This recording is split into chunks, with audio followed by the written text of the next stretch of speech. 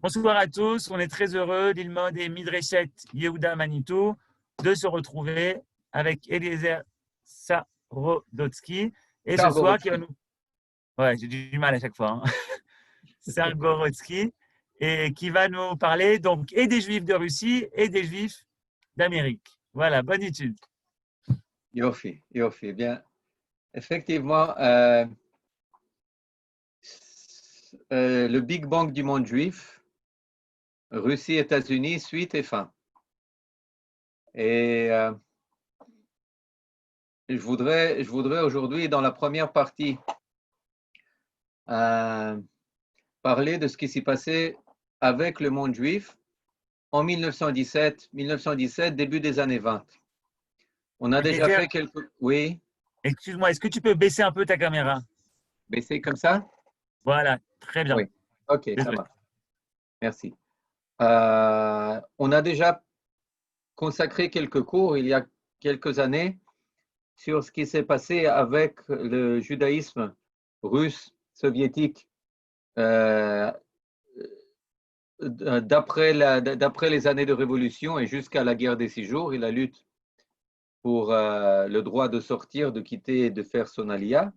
Mais aujourd'hui, je vais pas en parler, je vais me concentrer uniquement sur les premières années, immédiatement après la révolution de 1917. Et voir et surtout essayer d'expliquer un comportement inattendu, on pourrait dire, euh, peu, peu standard, ou peut-être standard, mais difficilement explicable, de dizaines de milliers de juifs qui ont préféré quitter le giron de leur peuple, que ce soit le sionisme, que ce soit la tradition, que ce soit même l'émigration aux États-Unis, et qui ont préféré adhérer à des mouvements révolutionnaires, communistes, anarchistes, nihilistes, essayer d'expliquer, de comprendre les venants et les aboutissants d'une attitude qui est somme toute assez surprenante, et ce, pour pouvoir avoir un point de comparaison et de repère qui nous permettra de mieux comprendre ce qui se passe aujourd'hui, en 2020, avec les plus de 5 millions de juifs des États-Unis. Et pour expliquer cela, je vais me servir d'une théorie qui a été, qui vient d'être formulée, somme toute, par une professeure qui est aussi une proche amie, qui habite à Jérusalem, qui s'appelle professeur Anna Geifman. Anna Geifman, elle est née à Leningrad, elle a émigré aux États-Unis, elle a fait son doctorat à Harvard, son professorat aussi dans l'histoire, qu'on appelle ça l'histoire psychologique ou la psychohistoire, c'est-à-dire où elle se sert d'outils tenant de la psychologie pour expliquer les événements historiques.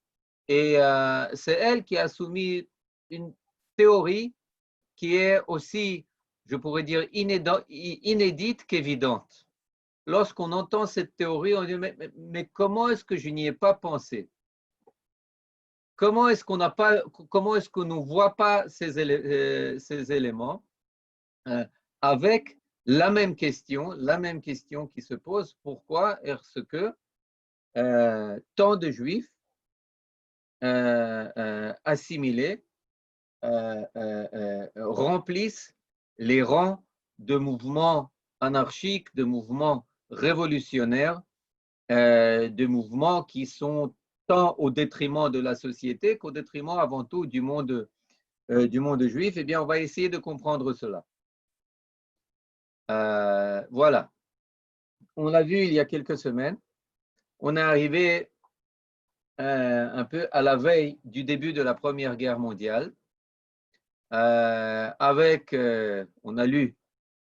a commenté des extraits du livre Hamishtam, les 5 de Zev Jabotinsky, qui relate l'histoire de la famille Milgrom. On en a parlé avec ses 5 frères et sœurs, chacun prenant une route différente et chacun tombant en déperdition à tous les niveaux et de dire, Jabotinsky, qu'en fait, c'est une famille qui est un prototype. C'est une famille qui, comme en microcosme, décrit ce qui se passait avec les Juifs qui ont fait le choix pris le parti de l'assimilation, tant au niveau religieux qu'au niveau national. Dont un des grands centres en Russie, c'était Odessa, une ville qui était ouverte à tout vent et que dans le monde religieux, on disait que on commence à sentir les relents de l'enfer à 7 lieues de Odessa. Mais cela dit, on doit savoir que c'est aussi une ville qui a donné des trésors véritables de littérature, de sionisme, de créativité juive, d'humour juif, etc., etc. C'est-à-dire que ce n'est pas aussi univoque, ce n'est pas aussi simple. Mais ça, c'était la dernière fois. On a parlé de la crise, on a parlé de ce dépérissement des juifs, de juifs assimilés. On a parlé des juifs qui ont fait le choix du nationalisme juif, du sionisme, et qui n'était pas une majorité, ils étaient ils avaient un nombre semblable, mais ce n'était pas une majorité. La majorité, eh bien, ils prenaient la route de l'océan des États-Unis, c'était des millions, plus de 2 millions et demi de juifs, mais en tous les cas, on trouve un état de crise du monde juif d'un côté et état de crise du monde russe aussi, avec le pouvoir qui est en baisse, qui est en proie à des guerres qu'il ne cesse de perdre, que ce soit la guerre avec le Japon en 1905, que ce soit ensuite la Première Guerre mondiale.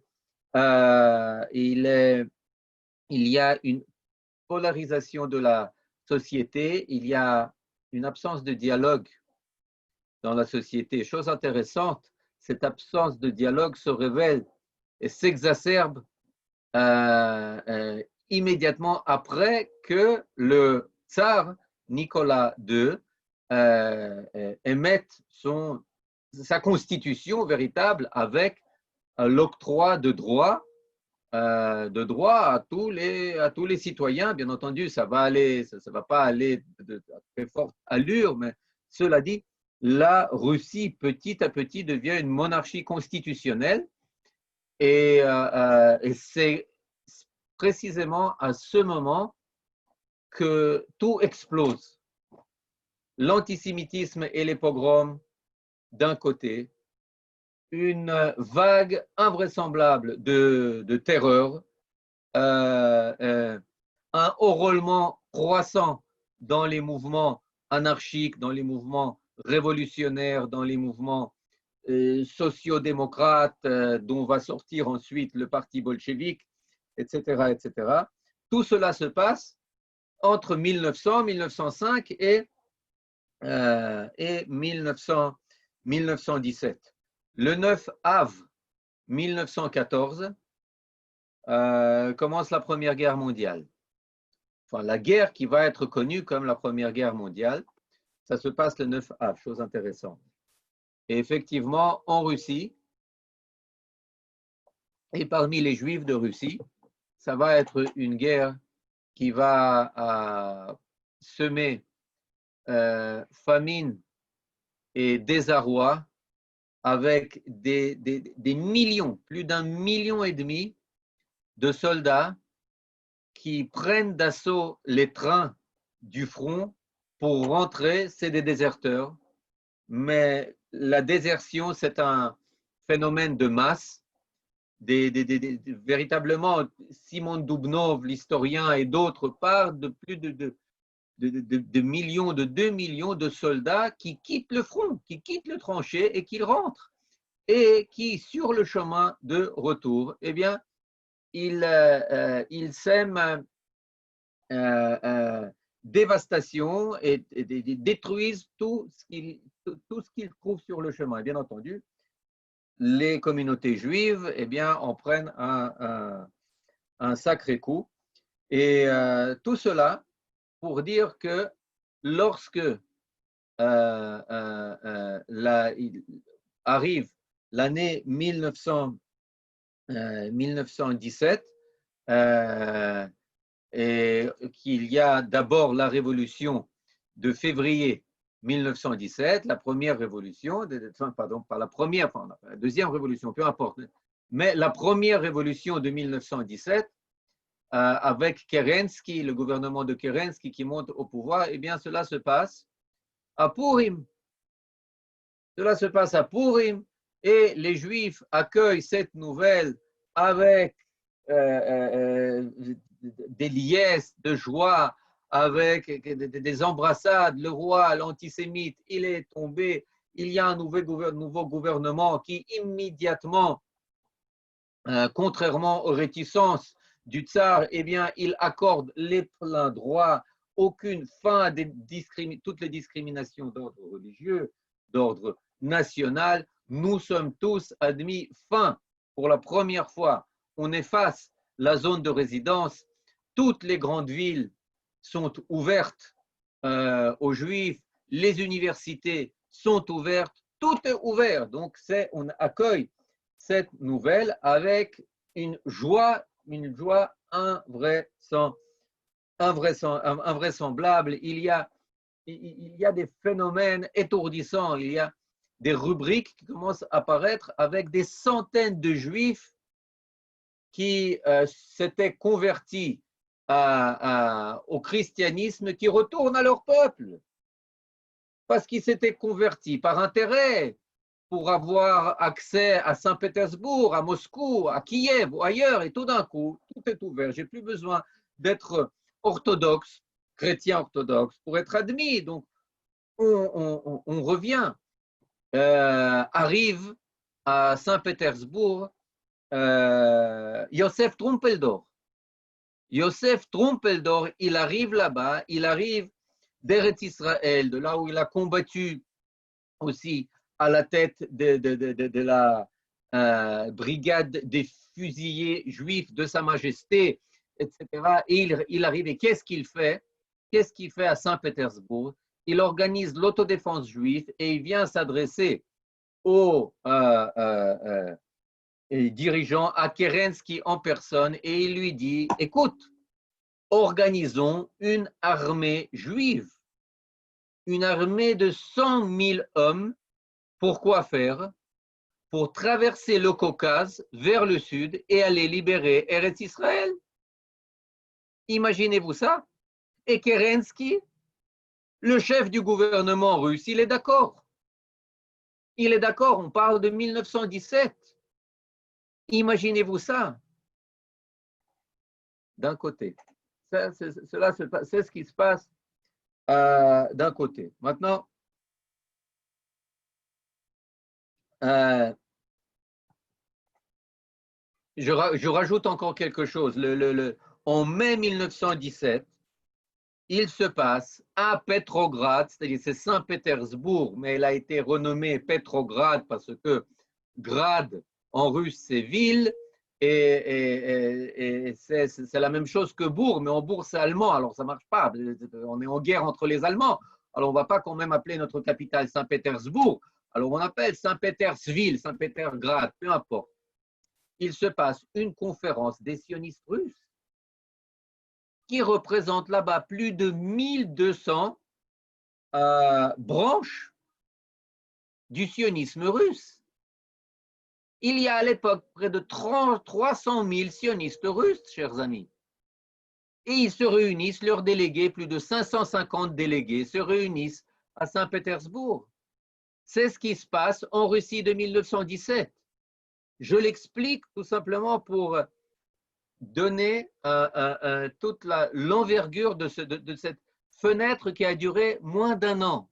Moins d'un an, mais comme la vie juive, tout d'un coup, elle a éclaté avant de s'éteindre. Mais pour l'instant, on parle de cet éclat de 1917. entre la révolution de février et celle de novembre de 1917. Vous comprenez, mais même après la révolution d'octobre, qui, comme on le sait, se passe dans la même semaine que la déclaration Balfour, eh bien, la déclaration Balfour, dans la même Odessa, dont on a parlé, tellement assimilée, dont on a parlé il y a quelques semaines, il y a 200 000 juifs qui sortent dans les rues pour chanter Atikva, God Save the Queen, et pour marcher vers le consulat britannique en signe de reconnaissance et de gratitude à l'Empire de Grande-Bretagne pour la déclaration de Balfour. C'est ce qui se passe en décembre 1917. Odessa. Quelque chose de fantastique. Vous pouvez le lire, si vous voulez, dans le livre de Rina Neher sur l'histoire juive de la Révolution à la fondation, à la naissance de l'État d'Israël. Quelque chose d'unique. Ça, c'est ce qui se passe d'un côté. D'un autre côté, commence la guerre civile. En 1917, octobre-novembre 1917, les bolcheviks prennent le pouvoir. Ils le prennent par la force, par la violence. Ils sont complètement minoritaires, mais ils sont la seule force à être organisée et la seule force à dire ouvertement que le pouvoir se conquiert dans le sang et dans la violence. Et pour faire des omelettes, il faut casser les œufs et que toutes les fins justifient tous les moyens et que rien, il y a en russe, dans le russe bolchevique, le plus grand nombre de termes qui ont un synonyme, c'est les synonymes de impitoyable. Vous imaginez pas le nombre de mots dans la langue russe de cette époque qui sont utilisés pour dire impitoyable, sans pitié, etc., etc. C'est quelque chose. Pourquoi? Parce que cela caractérise cette époque. Cela caractérise ce parti, le parti bolchevique, qui, avec Lénine, qui rentre de Suisse en passant par l'Allemagne, entrant à Saint-Pétersbourg dans la gare de Finlande. J'habitais en face jusqu'à l'âge de 9 ans, la Finlandsky Vokzal, avec la statue de Lénine juste sur la place en face. Il entre, personne il n'a pas d'ego. Il n'a pas d'ego par son intransigeance, par son idéologie et par sa cruauté. Par sa cruauté, c'est pour ça que lui et son parti, même s'ils sont au début minoritaires, eh bien, ils prennent le pouvoir. Sur fond de ces révolutions qui se suivent, eh bien, il s'ensuit une guerre civile qui se passe en Russie et surtout Ukraine, surtout sur les territoires où habitent les Juifs. Il y a là-bas parfois des dizaines d'armées qui s'entretuent entre elles, mais qui sont toutes unies à faire des pogroms contre les Juifs. Il y a des villes où il y a, en ce court laps de temps, entre 17 et 1921, 18 pogroms. Selon les chercheurs, périssent aux mains des pogromchiks de ces différentes armées, les royalistes, les monarchistes, les interventions, les nationalistes ukrainiens, les différents chefs de bande, on les appelle les Ottomans. Il y a juste un nom de ces Ottomans qui est connu parce qu'il n'était pas antisémite et parce qu'il punissait ses soldats lorsqu'ils faisaient des pogroms. Il s'appelait Machno Tous les autres, ils étaient des pogromchiks spécialisés, experts. Eh bien, selon les spécialistes, il y a entre 70 et 200 000 juifs qui périssent dans les pogroms de la guerre civile russe. Imaginez-vous ça. Sans la Shoah, eh bien, de la Seconde Guerre mondiale, eh bien, ça aurait été là ce qui s'est passé avec notre peuple pendant la Première Guerre mondiale qui aurait eu droit à ce terme. Maintenant, il y a qu'est-ce qui se passe avec le monde juif après la Révolution? Après la Révolution, c'est une chose très simple. Toutes les organisations, après la Révolution juive, après que cette révolution, eh bien, elle s'est établie une fois victoire obtenue dans la guerre civile, eh bien, toute vie juive, petit à petit, devient interdite.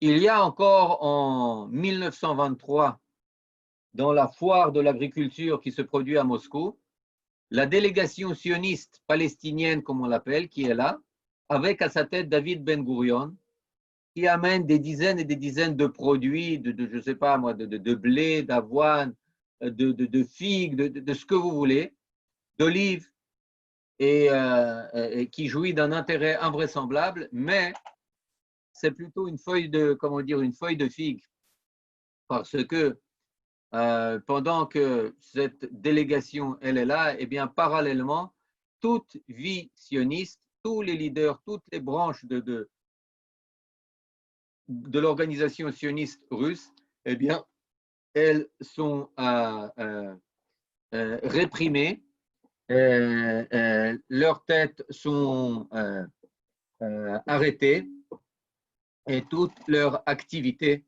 est interdite.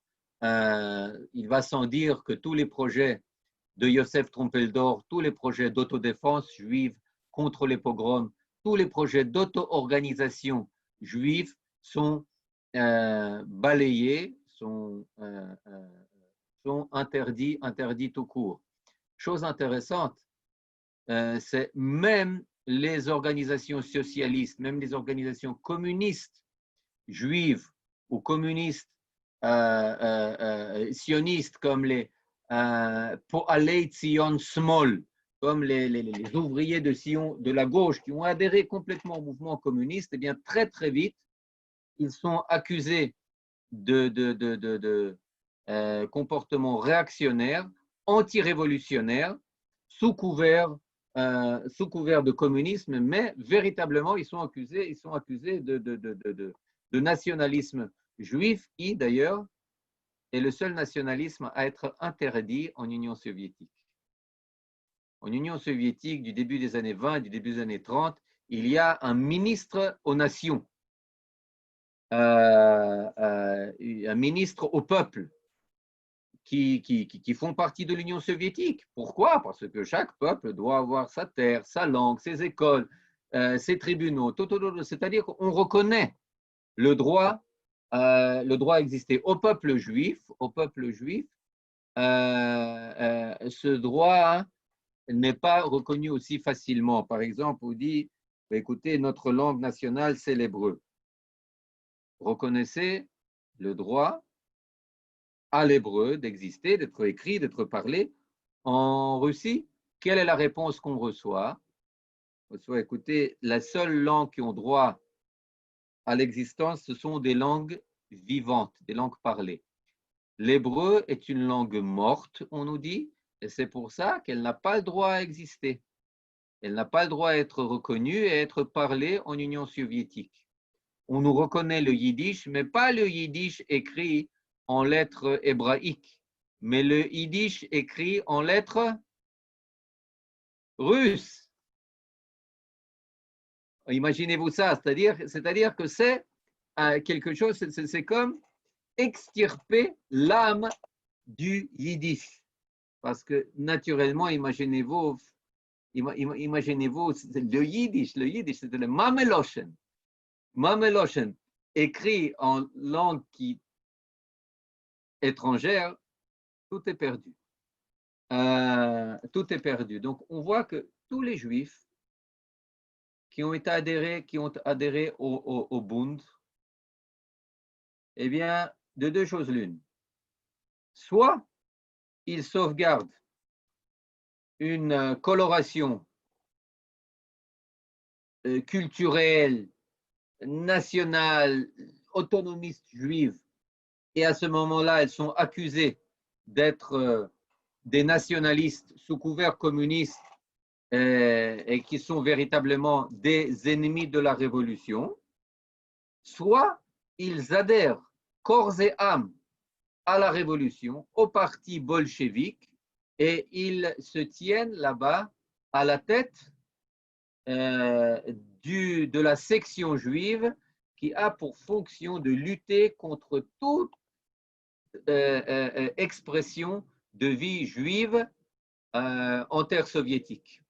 On appelle ça la Yevsektia, la section juive, qui est formée de personnes qui ont pour la plupart grandi dans les yeshivot, grandi dans les chadarim, grandi dans la communauté juive, qui savent très bien comment ça fonctionne et qui savent très bien quels sont ses points faibles et qu'est-ce qu'il faut, quelles sont les personnes qu'on doit arrêter, les rabbanim, les moalim, les shochatim, les melamdim, etc., pour porter un coup fatal, un coup mortel à cette communauté.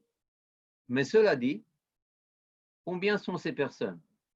Combien, il y a une fameuse loi, il y a une fameuse blague qui dit que dans le Politburo des années d'après la Révolution, eh bien, il y a Trotsky qui dit à Zinoviev, deux juifs, ou qui dit à, peu importe, Martov, etc., qui dit laisse Lénine sortir et puis on pourra prier en minyan.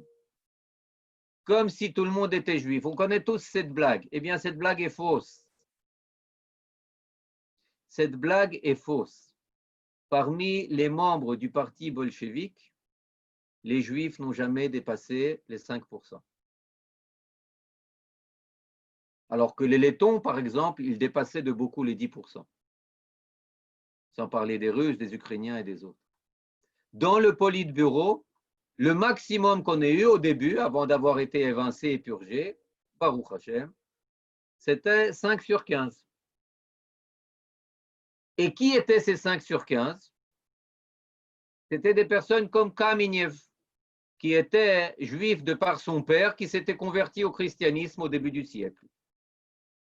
Ou c'était quelqu'un comme Trotsky, qui lorsqu'on lui demandait, mais monsieur Trotsky, qui vous êtes? Vous êtes juif ou vous êtes russe? Sa réponse était, je ne suis ni juif ni russe, je suis social-démocrate. Je parle toutes les langues, je peux faire la révolution partout, j'ai choisi de la faire en Russie. Et quand son père, qui était chef d'usine, et qu'il abhorrait, et qui voulait lui rendre visite à Moscou, à son fiston, et qui avait besoin de cela, en cela d'avoir des bottes, donne-moi des bottes. Il faut savoir que son fils à l'époque, c'était déjà le chef de l'armée rouge, de la garde rouge. C'est lui qui avait organisé partout l'armée rouge qui a remporté la victoire dans la guerre civile. Croyez-moi, il ne manquait pas de bottes. Quand on lui a dit, mais écoutez, votre père, il veut vous voir, mais il ne veut pas venir pieds nus. Réponse de Trotsky, mais pourquoi est-ce que mon père devrait avoir préférence, devrait être privilégié par rapport à tous ces travailleurs, à tous ces ouvriers, à tous ces soldats qui eux aussi n'ont pas de bottes? Et lorsque son père lui a demandé, écoute, exauce mon dernier désir, je veux être enterré comme un juif. Je veux être enterré d'après les rites de ma religion. Trotsky, pour faire preuve de son adhésion à la révolution, n'a même pas daigné exaucer le dernier désir de son père. Trotsky, ce n'était pas un juif. Trotsky, c'était un renégat. C'était un traître à son peuple. Zinoviev, Kamenev et les autres, c'était des traîtres à leur peuple. C'était des personnes qui n'ont pas souffert de pogrom. C'était des personnes qui ont très vite fait le choix de ce qu'on appelle le grand monde de la révolution. C'était des personnes qui n'étaient pas pauvres, qui manquaient de rien pour la plupart, avant ou à plus forte raison après la révolution. C'était des personnes, on va essayer de voir pourquoi quand même ils se sont épris de cette révolution. Mais lorsqu'on dit qu'ils étaient juifs, eh bien, on doit se poser la question aux yeux de qui? Et pour trouver la réponse, je vais vous donner deux citations. Une citation qui est écrite par un philosophe et un écrivain russe, Provoslav, très intelligent, très perspicace, qui s'appelait Nikolai Berdiaev. Berdiaev, il a été traduit aussi en français, est quelqu'un bon, une pensée très, très, très poussée. Eh bien, il raconte comme il avait un voisin de palier qui était juif et qui l'interpelle et qui lui dit, mais vous savez, cher Berdiaev, cher monsieur Berdiaev, vous n'aurez pas à rendre de compte pour ce qu'a fait Lénine. Mais moi, j'aurai à rendre des comptes pour ce qu'a fait Trotsky. Première citation. Deuxième citation du grand rabbin de Moscou, le Rav Yaakov Mazé, qui est venu voir ce scélérat de Trotsky et qui lui a dit, mais pourquoi vous faites cela? Pourquoi vous faites toute cette guerre?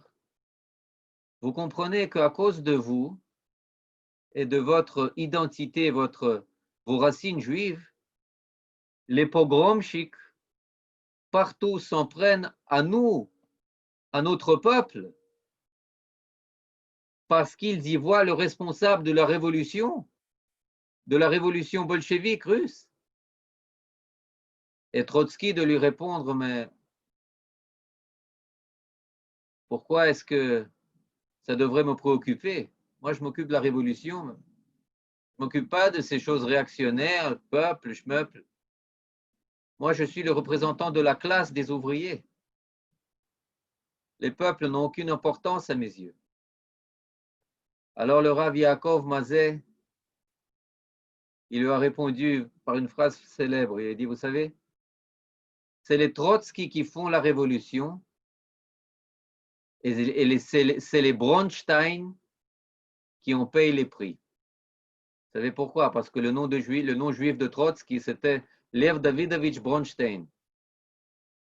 Lev ben David Bronstein. Ce sont les Trotsky qui font la révolution et Lev Davidovich Bronstein, et ce sont les Bronstein qui en payent le prix.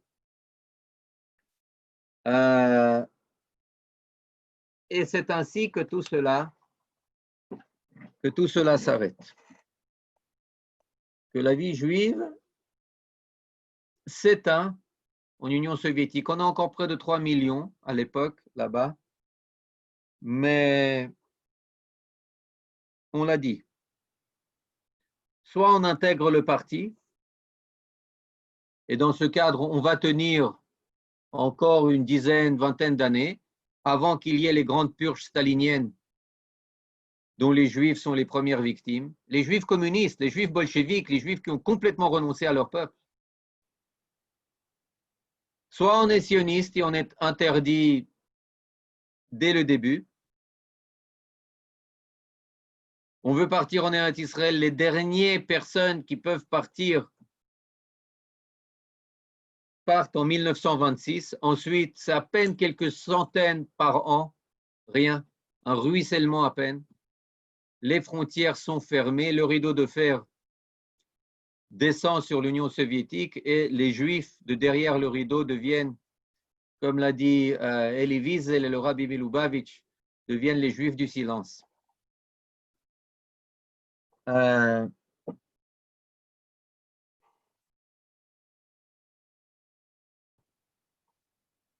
Mais avant de passer à la comparaison avec les États-Unis d'aujourd'hui, je voudrais juste dire le point avec lequel j'ai entamé, c'est que les Juifs n'étaient pas avec la Révolution. Les Juifs n'étaient pas bolcheviques. Lorsque 300 000 Juifs faisaient partie du mouvement sioniste russe en 1918, seulement 20 000 ont adhéré au mouvement bolchevique. Faites le compte. 1 sur 15. Tevye, le laitier, ne faisait pas partie du monde bolchevique, ne faisait pas la révolution, ni l'écrasante majorité du monde juif.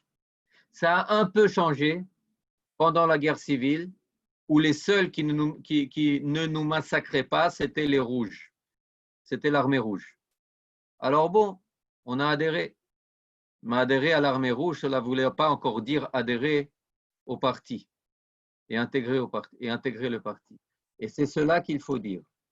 On n'était jamais plus qu'une minorité infime dans le parti communiste, dans le parti bolchevique, mais on était visible à cause de nos nez, à cause de nos noms, à cause de notre capacité à organiser les masses, à cause de notre capacité à parler, à formuler les idées, des idées étrangères. Et c'est ce qui nous a valu, avec une grande mesure d'injustice, le titre de partenaire de la révolution rouge, de la révolution bolchevique. Voilà. Maintenant, venons à la comparaison. Venons à la comparaison. Nous le dit professeur Geifman, il y a une chose quand même assez inexplicable. C'est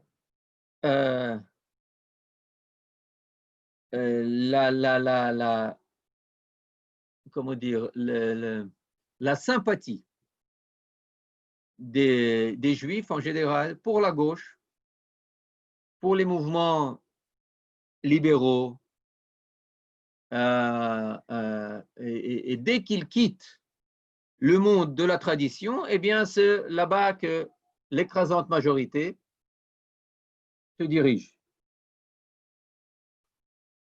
Certains allant jusqu'au, comme on l'a dit, au mouvement révolutionnaire.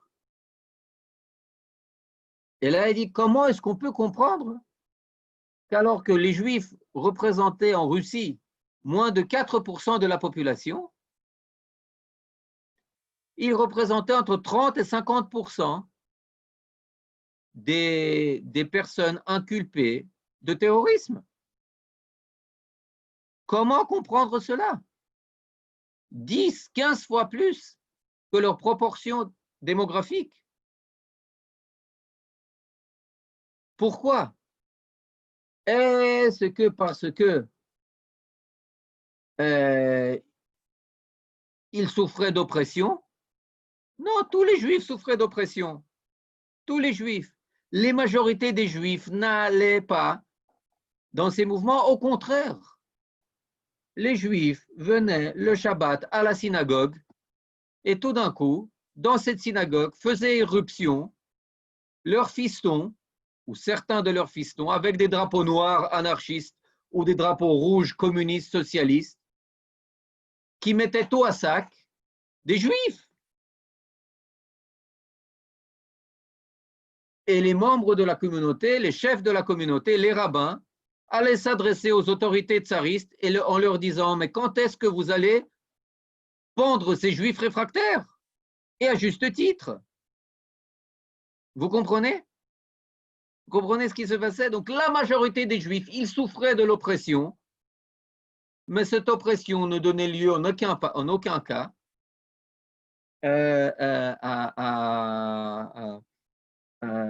à des actes terroristes ou à adhésion à des mouvements révolutionnaires. Vous comprenez? On n'a pas besoin d'expliquer pourquoi les Juifs étaient sionistes. Ça fait 2000 ans qu'on disait Beshana Abba Yerushalayim. On n'a pas besoin d'expliquer pourquoi les Juifs étaient traditionalistes. Ça fait 2000 ans qu'on est autour du Beth Knesset. On n'a pas besoin d'expliquer pourquoi les Juifs voulaient partir aux États-Unis. Parce que la vie était plus belle là-bas. La seule chose qui exige véritablement une explication, c'est pourquoi est-ce que ces dizaines de milliers de Juifs qui sont allés dans les mouvements révolutionnaires, qu'est-ce qu'ils ont perdu là-bas? Comprenez? Alors on l'a vu, oppression, non, ils n'étaient pas plus oppressés. Est-ce qu'ils étaient pauvres? Pas du tout. Le moujik russe moyen était beaucoup plus pauvre qu'eux. Est-ce qu'ils étaient moins éduqués? Non, ils étaient beaucoup plus éduqués. Tous les moujiks russes ne savaient pas lire, ne savaient pas l'alphabet, plus de 90%.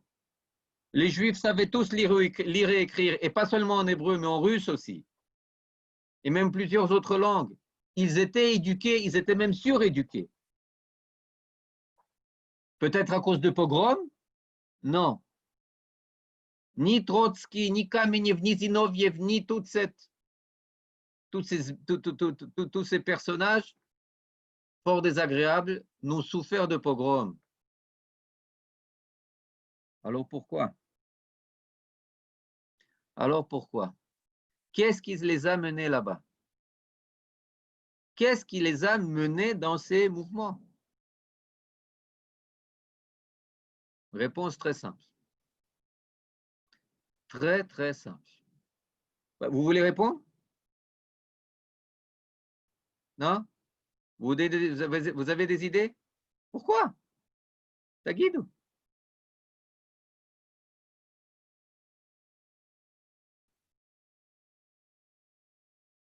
Écrivez, si vous voulez.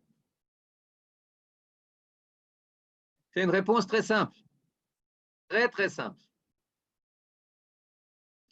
C'est quelque chose qui nous pousse aussi pendant des millénaires.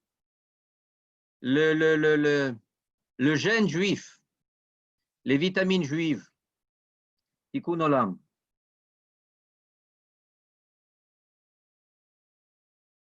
Mais Tikkun Olam sans Boré Olam.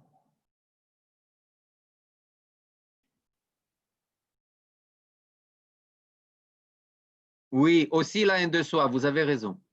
Oui, aussi la haine de soi, je suis d'accord. Parce que, comme le disait Jabotinsky, la maladie de la galoute, c'est le manque de respect de soi et de ses valeurs et de son peuple. Et quand tout d'un coup, on vous donne un revolver, on vous donne un manteau de cuir, on vous donne un bureau, vous étiez rien, tout d'un coup, vous avez le pouvoir, ça vous fait tourner la tête. Mais la haine de soi, ça n'explique pas tout. Ça explique peut-être la volonté d'agir contre son peuple. Mais ça n'explique pas la volonté de faire la révolution mondiale. Oh, pour aider l'humanité, ça aide, effectivement. Ça aide à comprendre. Ça aide, idéalisme, ça aide à comprendre, effectivement. Ça, c'est vrai. La haine de soi, ça fait partie. Ça fait partie, vous comprenez? Et c'est pour ça qu'ils vont dans ces mouvements. Maintenant, continue Anna Geifman et il dit, regardez ce qui se passe aux États-Unis 2020. Vous avez environ, tout d'abord pour parler de fond, il y a une société qui manque de rien. Ce n'est pas tellement le cas de la Russie de 1917, admettons-le. Mais, chose étonnante, oui, en galoute, on veut être plus royaliste que le roi, absolument, absolument. Et quand c'est la couleur rouge qui règne, on veut être plus rouge que rouge, absolument. Et aux États-Unis, qu'est-ce qui se passe? Donc, en apparence, il y a tout, on ne manque de rien, mais le résultat, de manière étonnante, il est assez similaire. Il y a une dissolution de la société en différentes strates, en différentes régions, les côtes est, ouest, et puis les zones plus à l'intérieur, les libéraux, et d'un côté, les évangélistes d'un autre côté, les ultra-libéraux et les, comment on appelle ça, et les traditionalistes de l'autre. Et puis, chose étrange, aux États-Unis, les gens ne sont plus capables de se parler. Il n'y a plus de dialogue. C'est un changement terrifiant pour la société américaine parce que c'est une société, il faut savoir, qui est guidée par l'obligation de to be nice. You have to be nice. Vous devez sourire à tout le monde, vous devez parler à tout le monde, vous devez vous entendre avec tout le monde. You have to be good. Et tout d'un coup, une société qui se divise en ennemi du peuple, d'un côté, ennemi, quelque chose d'invraisemblable avec une très forte radicalisation, tant à droite qu'à gauche. Des personnages comme Sanders, comme BLM, Black Lives Matter, remarquez, BLM, Bilham, notre paracha, enfin bon, chacun fera les associations qu'il veut. Mais je pense que c'est pas par hasard, c'est pas par hasard que se passent toutes ces choses avec tomber, s'agenouiller pour et avec le démantèlement de tous les mythes fondateurs. C'est exactement ce qui s'est passé en Russie. Le démantèlement de tous les mythes fondateurs de la Sainte Russie, pour le meilleur et pour le pire. On réécrit l'histoire, on met à bas les statues et les bustes des héros d'hier. On se réinvente, vous avez dit, veulent une autre identité, absolument. On se réinvente une identité, mais avant de se réinventer, et d'ailleurs on va en parler parce que le terme identité, c'est un terme très, très équivoque dans les milieux intellectuels de la gauche aujourd'hui. Il n'y a pas d'identité, ils vous diront. Toute identité est construite, toute identité est artificielle. Lorsque vous entrez en classe aux États-Unis, eh bien, ou dans certaines universités, eh bien, la question qu'on vous pose, eh bien, qui vous êtes aujourd'hui? Quelle identité vous adoptez aujourd'hui? Est-ce que vous, monsieur, vous êtes un monsieur ou vous êtes une dame?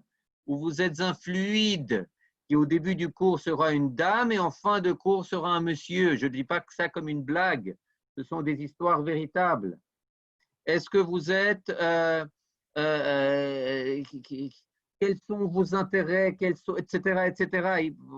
Imaginez-vous, est-ce que vous êtes hispanique, vous êtes plus italien, ou vous êtes quelque chose de tout à fait étonnant, stupéfiant. Stupéfiant, c'est-à-dire il y a un effacement d'identité. Chaque personne qui s'accroche à une identité qui le dépasse, c'est signe de fascisme. C'est signe de fascisme. Pourquoi? Parce que tu veux dire que, pardon, est-ce que ça veut dire que si tu es un homme, tu ne peux pas être une femme demain ou cet après-midi? Mais c'est scandaleux. Mais comment on pouvait permettre des choses pareilles? C'est scandaleux. Il y a des personnes qui entrent dans des classes, je l'entends de mes proches, je l'entends, etc. Eh bien, et vous ne pouvez pas les interdire. Ils disent, bon, qui vous êtes? Je m'appelle tel et tel. Et est-ce que vous êtes une femme? Oui.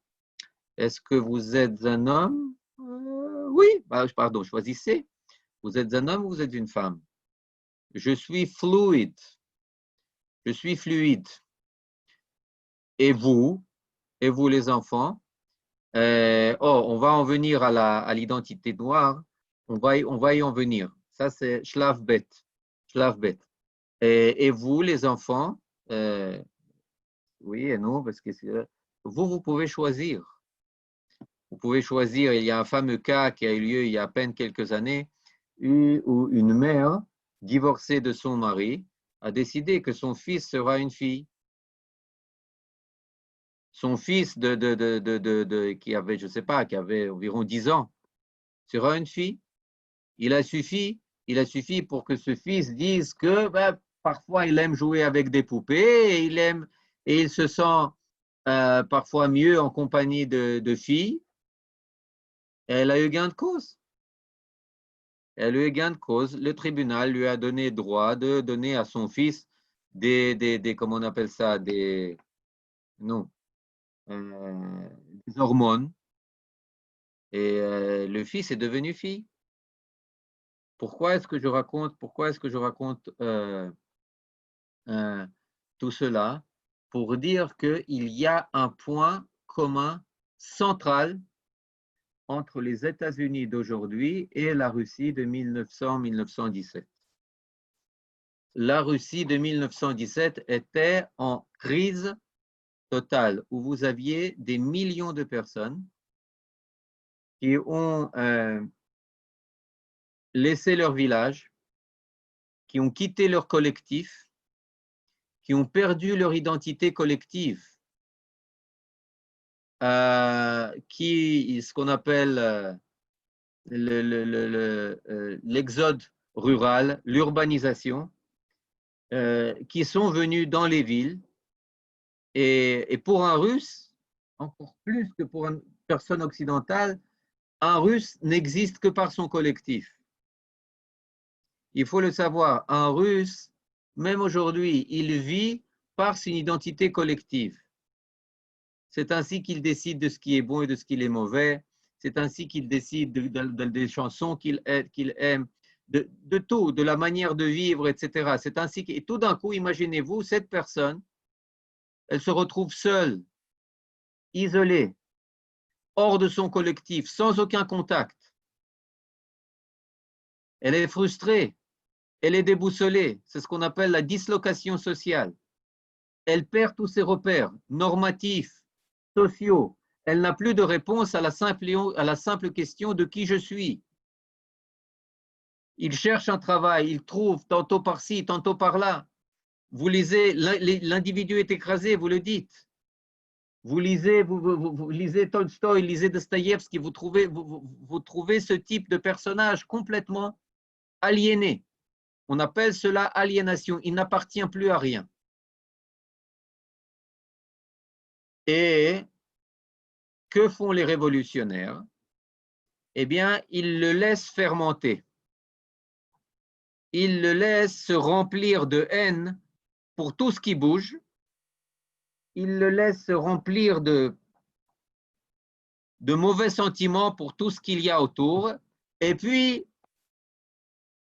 quelques mois, quelques années passées, ils viennent le voir et lui disent « Vanya, Vasinka, Nahon, tu te sens mal? Oui. Nahon, que tu n'as pas de sens, tu n'as pas de collectif. Eh bien, pour nous, tu es un frère. tu vas être un frère d'idéologie, tu vas être un frère de parti. On va te dire, on va te donner une nouvelle religion, la religion de la classe. On va te donner un nouvel ennemi, les bourgeois, le monarque, tous ceux qui ne sont pas comme nous. Et c'est ainsi qu'on recrute et qu'on enrôle par dizaines de milliers ces personnes déboussolées et qui sont prêtes à donner âmes et corps pour ce parti. Pourquoi? Parce que le parti leur a redonné un sens à la vie. Il y a un livre fantastique de Bulgakov qui s'appelle Cœur de chien. Il est traduit en français, je vous recommande le livre, c'est un très bref livre, un livre génial, où un professeur chirurgien émérite, professeur Preobrazhensky, avec son assistant Dr Bormental, attrape un chien, adopte un chien, le nourrissent, et puis lui font une opération, lui insère la glande, l'hypophyse, une hypophyse humaine. Et étonnamment, l'opération se passe très bien et le chien survit et tout d'un coup, il voit que son aboiement change, qu'il commence à perdre ses poils, qu'il commence à marcher sur deux pattes et tout d'un coup, ça devient un homme. Ça devient un homme, mais qui n'a pas de source, qui n'a pas de racine. Et cet homme qui commence à... Le professeur, il prend conscience que, mais qu'est-ce que j'ai fait? Qu'est-ce que j'ai créé? Et la première personne à laquelle ce chien devenu homme adhère, c'est le représentant du parti dans leur immeuble. Et le premier slogan auquel il adhère, c'est le slogan qui dit comme ça: tout prendre et tout partager. Vous comprenez? Tout prendre, забрать и поделить. Tout prendre et tout partager.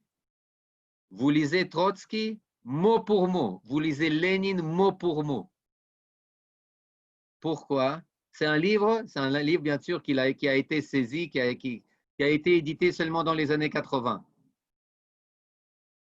Les prédécesseurs du KGB ont saisi les manuscrits et c'est tout juste, c'est Bulgakov, il était très très célèbre.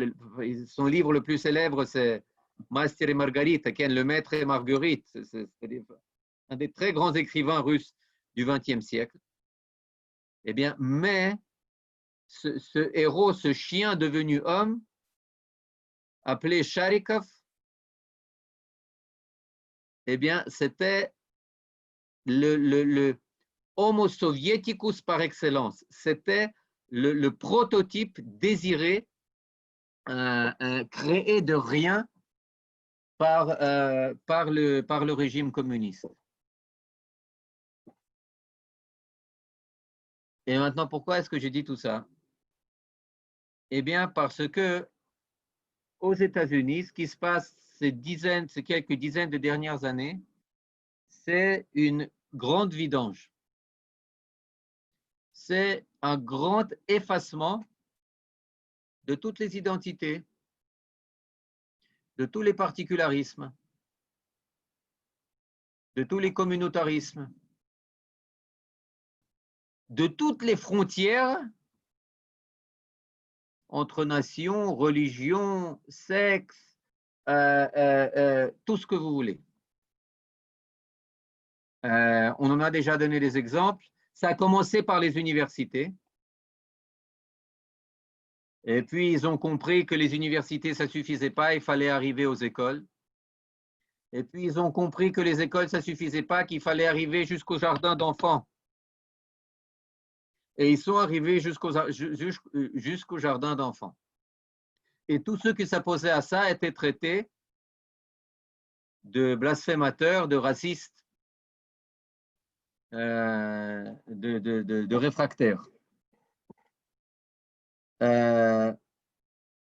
Et puis, on en arrive à ce que vous avez dit. Il y a une identité noire, oui, David, vous l'avez dit, une identité noire qui est très forte, peut être la seule à être acceptée comme légitime. Comment est-ce que ça s'est passé? Parce que véritablement, tout cet effacement postmoderne, le but n'était pas d'arriver à une égalité à la Korach. D'ailleurs, le but de Korach n'était pas aussi d'arriver à l'égalité. Le but, c'était d'arriver à vider le récipient de chacun. Je m'excuse de le dire, à débiliser, à bêtifier les individus, les personnes, ce qui permet aujourd'hui à des journaux de gauche de dire lisez-nous et vous découvrirez pourquoi vous êtes raciste. Vous croyez que vous n'étiez pas raciste, eh bien on va vous expliquer pourquoi vous en êtes un. Oui, c'est le but des réformes, exactement. Daniel, exactement. C'est ce que vous avez écrit. Mais le but final, c'est pas ça, parce qu'on ne peut pas vivre sans identité. Le but, c'est de vider le récipient, c'est de créer une pensée à procuration,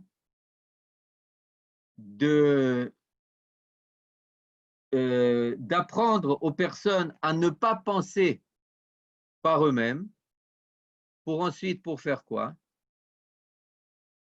Pour remplir les récipients de ce que je veux, pour arriver à un régime totalitaire. Maintenant, les Juifs dans tout cela, et c'est ce qui nous intéresse le plus, les Juifs dans tout cela, c'est la chose la plus triste et la plus tragique. Parce que, à force de vider les récipients, je parle à beaucoup de mes proches et tout le monde parle, etc. Et on a beaucoup d'amis qui sont américains, tant en Israël qu'ailleurs. La plupart des Américains ne connaissent même pas leur histoire. Ils connaissent à peine par cœur les noms de leurs 45 présidents, sans prononcer le nom du dernier, comme Mouvan. Mais même leur histoire, ils ne la connaissent pas. À plus forte raison, l'histoire du peuple juif, à plus forte raison, l'histoire des Juifs de Russie ou de France ou même d'Allemagne des années 30, qui étaient tous épris qui voulaient être plus germains que les Allemands. Et aujourd'hui, les Juifs américains veulent être plus américains que les Américains et ils sentent le vent tourner. Ils sentent qu'aujourd'hui, pour être plus américain et plus politiquement correct que les politiquement corrects, eh bien, on doit être Black Lives Matter. On doit être Antifa. On doit être la gauche de la gauche et on doit licencier des personnes de leur poste universitaire et de leur poste au New York Times s'ils ont osé prononcer un mot mal vu. Et c'est pour ça qu'aujourd'hui, la situation, elle est, enfin pour moi personnellement, enfin, je dois le dire que dans sa conférence, Anna Geifman a répété une douzaine de fois, j'espère que je me trompe, j'espère que je me trompe, j'espère que je me trompe. A fortiori, moi aussi, je dis que j'espère qu'elle se trompe, j'espère qu'elle se trompe, j'espère qu'elle se trompe. Mais yes, le rhinocéros, ouais, je m'excuse, je ne l'ai pas lu. Je m'excuse, je ne l'ai pas lu. J'ai pas, non. Mais vous raconterez, à vous de raconter. Mais donc, ce qui se passe en tous les cas, tout le monde est d'accord. Tout le monde est d'accord qu'il y a danger. Tout le monde est d'accord qu'il y a polarisation.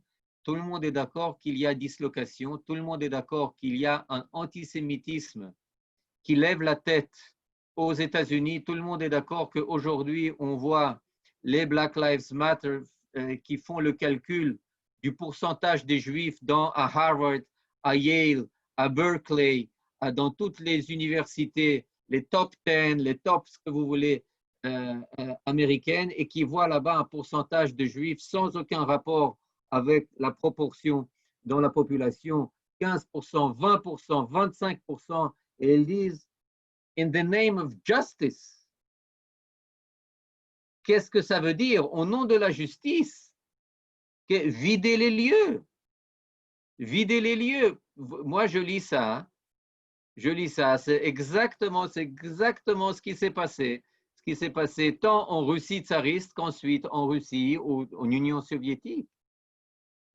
Bli am, exactement. Bil'am, bli am. Vous avez raison. Donc, en tous les cas, il faut comprendre que même si l'histoire ne se répète jamais telle qu'elle, elle se rejoue telle qu'elle à un autre niveau, comme une spirale. Et il y a énormément de parallèles qui peuvent être tracés entre les Juifs assimilés de Odessa ou d'ailleurs d'Union soviétique au début du XXe siècle ou après la Révolution, et puis les Juifs qui, comme des ignares, s'agenouillent devant leur caméra et se filment s'agenouillant, écrivant des panneaux Black Lives Matter en pensant racheter comment dire, la sympathie de ce mouvement antisémite, antisioniste, BDS, sans comprendre, d'une naïveté invraisemblable, sans comprendre complètement, mais où est-ce que ça leur mène? Alors, encore une fois, si on retourne à l'exemple précédent de la Russie, eh bien, OK, après, quelle est la suite? Bien, je pense que la suite, d'un côté, naturellement, c'est une partie vont faire l'ALIA. On voit aujourd'hui, mais ça grandit par des centaines de pourcents. Je parlais hier à des amis très proches, eh bien, leurs parents vont prendre l'avion le 10 septembre de Nefesh Benefesh, un avion Elal pour faire leur Aliyah, avion plein de centaines de juifs qui vont faire leur Aliyah, mais il y a une partie beaucoup plus grande qui est complètement déboussolée, qui est complètement disloquée, qui ne sait pas où donner de la tête, et qui représente des millions et des millions de juifs. Et voilà. Et voilà, en quelques mots. En quelques mots, je pense que, bon, je voudrais peut-être écouter vos questions, vos remarques, avant de donner une note de conclusion à ce qui a été dit. Oui, c'est ça, Annie, absolument. C'est l'idée, le travail des idées de gauche depuis des dizaines d'années, mais il faut savoir qu'il y a polarisation. C'était des idées véritablement. Le Bernie Sanders, c'est un trotskiste. Il se dit, vous savez, il est allé passer. J'ai des amis, par exemple, Gérard, est-ce que tu es là? Gérard Soufir. Je ne sais pas s'il est là, mais il m'a raconté que dans les années 70, il allait passer sa lune de miel en Union soviétique. Mais pourquoi? Pourquoi? Pour amener des livres et des matzot, etc., aux juifs réfusniks. Vous comprenez? Eh bien, Bernie Sanders, dans les années 70, il est allé passer sa lune de miel avec sa femme en Union soviétique, pas pour se solidariser avec les juifs, mais au contraire parce qu'il le voyait comme sa patrie spirituelle. À l'époque, il était perçu comme un timoni, comme un, je ne sais pas, somnambule, un fou. Aujourd'hui, il a presque pris la tête du Parti démocrate. Vous comprenez? Il y a quelqu'un qui a posé une question intéressante. La gauche israélienne ne fait pas mieux. Oh, donc là, la prochaine question qui se pose, Eh bien, c'est la question, rega. Mais vu qu'on sait que tout ce qui se passe aux États-Unis, eh bien, ensuite, ça arrive en Israël. Est-ce que c'est aussi quelque chose qui nous attend? Bien. Tout d'abord, il faut prendre conscience qu'il y a des choses qu'on va, je sais pas, des organismes en Israël vont certainement essayer d'importer ici. Mais il y a quand même quelques différences. Première différence, on est encore entouré de quelques ennemis qui ne nous laissent pas complètement nous éclater la tête dans des idées loufoques. Première chose. Deuxième chose, la tradition juive, elle date quand même. Elle date de quand même quelques 3500 ans. Et cela comparé à la tradition américaine, qui a à peine 3 siècles, tout au plus, qui est au niveau historique, qui est toute jeune et donc qui est beaucoup plus malléable, plus facile à être effacée. Donc, j'ai peu de peine à m'imaginer que dans une société qui se dit en écrasante majorité traditionnaliste, et je ne parle pas seulement des religieux, qui fait à 85% le Seder de Pessah et qui fait la Brit Mila et qui fait etc., eh bien, je ne la vois pas sombrer dans ces choses. Cela dit, naturellement, quand on voit passer des projets de loi comme sur la légalisation du cannabis, aujourd'hui, pas seulement pour les malades, mais pour tout le monde, alors là, ça c'est la catastrophe. Lorsqu'on voit passer la légitimation de toutes les formes de famille possibles et imaginables, ça aussi, ça donne lieu à être inquiet parce que finalement, le but de tout cela, il est similaire, c'est effacer toutes les frontières. Effacer et vider la personne de son identité, de son sens propre, national, pour ensuite le remplir de ce qu'on veut. Donc là, il faut être effectivement sur ses gardes. Il faut renforcer ses racines, les racines de nos proches et être conscient de ce qui se passe parce que ce sont des phénomènes qui sont en train, j'ai parlé des États-Unis, vous savez mieux que moi ce qui se passe en France, en Angleterre, ailleurs, où ils sont aussi submergés par cette vague, etc., etc. D'après vous, la gauche française est-elle identique à la gauche aux États-Unis? Chose très intéressante, c'est la gauche américaine qui a adopté les idées de la gauche européenne. Vous comprenez? C'est elle, donc elle a adopté le postmodernisme, etc. Toutes ces idées trotskistes, elles avaient, comment dire, un terrain beaucoup plus propice en France qu'aux États-Unis. Donc, ils ont beaucoup, le postmodernisme aux États-Unis, il est appelé le French School, French Theory, Bourdieu et compagnie, etc., et Derrida, et dans une certaine raison, même dans une certaine mesure, même Lévinas, avec tout le respect qu'on porte à Lévinas, mais enfin bon, moi, je ne sais pas ce que vous en dites, moi, je suis plutôt méfiant que admirateur, etc. Mais, bon, bien sûr, c'est à des années-lumière de Bourdieu et Derrida, mais peu importe. Bon, mais ce sont des personnes qui se sont établies aux États-Unis avec ces idées qui ont conquis les Amériques et qui maintenant eh bien, sont de retour en Europe, effectivement. Effectivement. Donc là, je pense, pour ne pas être envahi, on doit se trouver un ancrage autonome, pas seulement occidental, pas seulement éclairé, pas seulement à l'américaine ou à l'européenne, mais on doit se trouver un ancrage propre, collectif, pour ne pas être submergé par cette vague qui n'est plus tant postmoderne, mais beaucoup plus totalitaire. Je vais lire, je n'ai pas eu le temps de lire la question. Eliezer, Oui, un grand merci. Est-ce qu'on peut passer aux questions par micro? oui, bien sûr. Ok, alors un grand merci pour ce magnifique parallélisme entre la Russie 1917 et les Amériques 2020. Voilà, je vais maintenant vous permettre d'ouvrir vos micros. C'est le but, de pouvoir avoir un échange vivant. Voilà, vous pouvez maintenant poser vos micros de vive voix à Eliezer.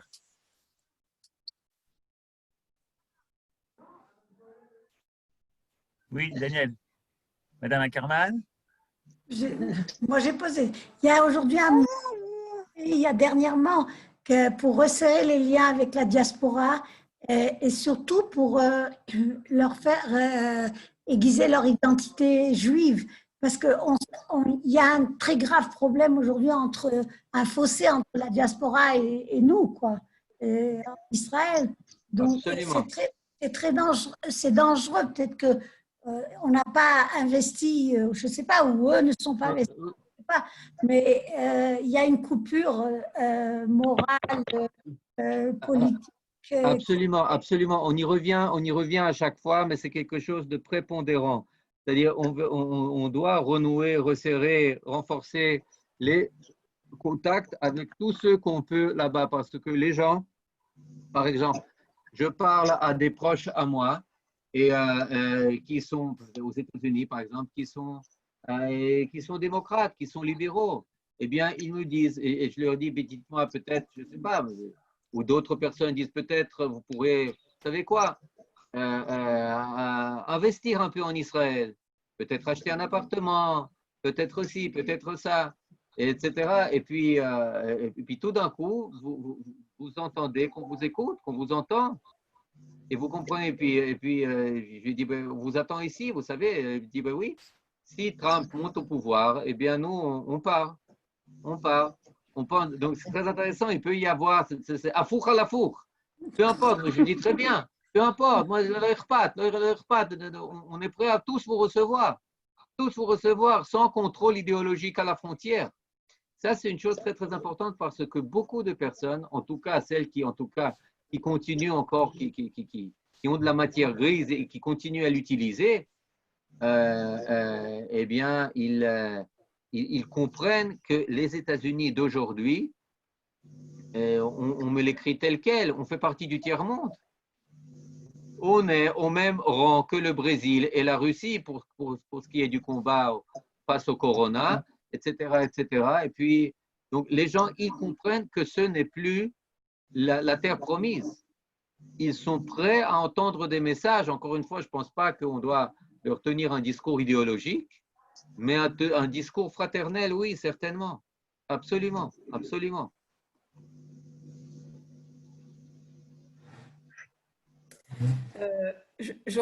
C'est possible de poser une question? Oui, Margalit, on vous écoute. Donc, si j'ai bien compris, je n'ai pas très, très bien saisi le lien, puisque apparemment, on arrive au même résultat avec des processus totalement différents. Je m'explique, à savoir que le but des révolutionnaires russes, c'était de justement tout partager au détriment de l'individu. Et par contre, aux États-Unis, c'est l'individu qui prime. Et finalement, on arrive au même résultat. Oui, oui, oui. Je parle maintenant au niveau du totalitarisme. Quel est le contenu du totalitarisme? C'est secondaire. Est-ce que c'est tout prendre pour tout partager ou est-ce que c'est faire régner la race aryenne ou est-ce que c'est quelque chose de faire régner maintenant la race de ceux qui étaient esclaves, etc., etc. Peu importe le contenu. Le contenu est secondaire, mais ce qu'il faut comprendre, c'est que les personnes qui tirent les fils, pour eux, l'essentiel, c'est d'occuper le pouvoir sans partage. Et l'idéologie, c'est quelque chose de secondaire. C'est un prétexte pour prendre le pouvoir. Mais pour prendre le pouvoir, eh bien, vous ne le faites pas dans une société très consciente de ça, de soi, ayant une notion très claire de ce qui est juste et de ce qui est injuste. là-bas, vous ne pouvez pas prendre le pouvoir, vous serez immédiatement mis derrière les barreaux. Le seul endroit où vous pouvez prendre le pouvoir, c'est soit lorsque vous êtes une minorité d'ailleurs, mais très organisée, très forte et très prête à utiliser de tous les moyens, eh bien, c'est seulement dans la Russie de 1917 où le pouvoir, il est dans la rue. Personne n'exerce le pouvoir, tout le monde est désorganisé. Et des millions de personnes sont sans repères normatifs ou sociaux, eh bien, c'est la même chose qu'on retrouve aujourd'hui aux États-Unis. Regardez, il y a des gens qui décident, qui décrètent, ben maintenant c'est un no police zone, police free zone, une zone sans police. Il y a à New York, il y a à Seattle, il y a dans d'autres endroits. Et voilà. Et là, c'est les gangs, je ne sais pas moi, on voit ce qui se passe, là-bas. Et en cela, c'est-à-dire, vous avez raison, la teneur, elle est différente. Le contenu, il est différent, mais la forme, et c'est ce qui est l'essentiel, elle est tout à fait similaire, et elle est totalitaire, et elle est très violente. Oui, merci. Restrictions pour les mariages et les... J'entends pas? Puis-je poser une question? Oui, oui. Pourquoi ne pas s'occuper beaucoup plus de la désinformation? Oui, Ceci dit, Edelstein, il n'est pas très convaincant. oui. À quoi vous faites référence? Ben, à toutes les fake news, à tout ce qui est dit et qui est raconté, qui est faux, de ce qui se passe en Israël ou même dans les territoires. Enfin, tout ce qui Mais est vous comprenez quelle est la source de ces fake news? Oui, mais justement, pourquoi pas en lutter beaucoup plus de manière énergique? Mais parce que le fake news ne peut prendre racine que sur un terrain où les gens sont complètement déboussolés. Donc même, vous comprenez, donc ça joue dans les deux sens. Ça joue dans les deux sens. Les gens peuvent être aussi facilement convaincus du bien fondé de l'extension de la souveraineté juive sur Judée-Samarie que les Abdil Elef que Israël comme État apartheid avec et tout le reste. Vous comprenez? Donc pour finir, vous n'êtes pas entendu. Vous n'avez aucune chance d'être entendu. Dans les États-Unis, du New York Times, du CNN d'aujourd'hui, je doute qu'une position qui dévie quelque peu de la ligne du parti ultralibéral, qu'elle puisse être entendue. Regardez ce qui se passe avec des sénateurs dont les articles paraissent dans le New York Times. Le rédacteur de la partie de la partie opinion se fait mettre à la porte immédiatement. Regardez ce qui se passe avec des professeurs dans des universités qui ont là ce qu'on appelle le tenure, qui sont inlicenciables quand ils refusent de donner droit à leurs étudiants de couleur, à leurs étudiants noirs, de repousser leur examen pour cause de peine et de tragédie de Floyd. Il se fait virer illico presto. Vous comprenez? Donc, ce qu'on voit, que ceux qui dirigent, ce n'est pas l'information vraie ou fausse. Il y a une ligne de parti, comme on le dit. Il y a une ligne qui s'est établie et qui ferme la bouche à tous ceux qui dévient tant soit peu. C'est bizarre, c'est un phénomène pratiquement général dans l'Occident. Oui, mais vous comprenez que c'est nouveau. Dans une telle mesure, c'est nouveau. C'est complètement nouveau. C'est-à-dire, ça, on le ressent. Je donne par exemple, je ne sais pas, il y a le scandale qu'on a fait à Tzachi Hanegbi il y a quelques jours. Qu'est-ce qu'il a dit? qu'est-ce qu'il a dit? Qu'en Israël, personne ne meurt de faim. Il a raison ou il a tort? Il a raison ou il a tort? Oh, il a tort. Je crois qu'il y a pas mal de personnes tort. qui... Il y a des personnes qui sont pauvres. Est-ce qu'il y a des personnes qui meurent de faim? Non. Non. Il y a on sait. Il y a tout au plus des personnes Il a raison. qui sautent un repas. Mais est-ce que ça veut dire, parce que quand on me dit qu'il meurt de faim, pour moi, c'est l'Afrique. C'est la République centrafricaine. C'est la famine au Mali. Vous comprenez? Et pourquoi est-ce qu'il a dû s'excuser pour avoir dit cela? Pourquoi? Parce qu'il n'y a aucun débat n'est permis. Aucun débat n'est permis. C'est-à-dire, c'est une chose, tout va mal et les personnes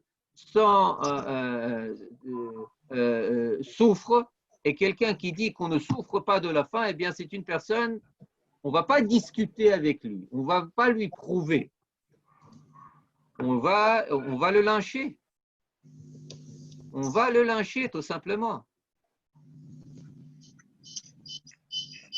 De la même manière qu'on va lyncher quelqu'un qui parle d'une famille normale. De la même manière qu'on va lyncher beaucoup. Vous savez quoi, on a parlé de cannabis, quelqu'un qui va parler que le cannabis, eh bien, il est nocif et il double la proportion de drogués parmi les adolescents. C'est quelque chose, c'est des vérités qui ne peuvent pas être dites aujourd'hui.